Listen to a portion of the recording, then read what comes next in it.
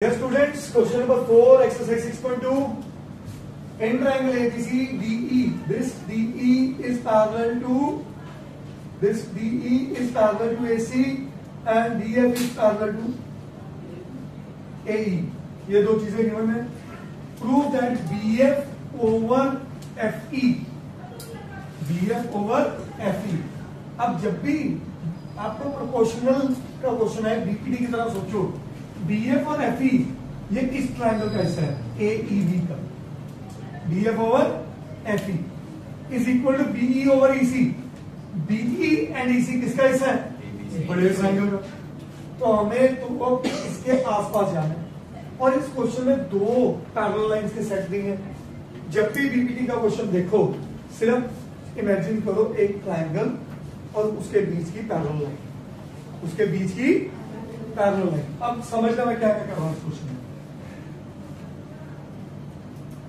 Notice करना, अगर मैं ए बी ई की बात करूं, ये लाइन पैरेलल है इसके साइड ऑफ ट्रायंगल के, तो यहां बीपीडी लगा सकता हूं.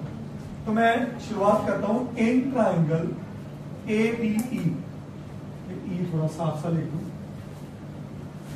BF is parallel to AE.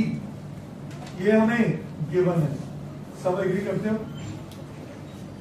BF is parallel to AE. बाकी सब भूल जाओ. तो this upon this is equal to BD upon DA. Yes और नो? बोलो वरिष्ठ. तो BF over FE is equal to BD over DA. क्या लगा दी मैंने? BD. मान के कैसे इक्वेशन है.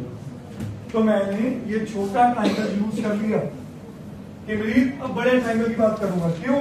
क्योंकि बड़े ट्रायंगल में ये ट्रायंगल की साइड है और ये इसके पैरेलल है.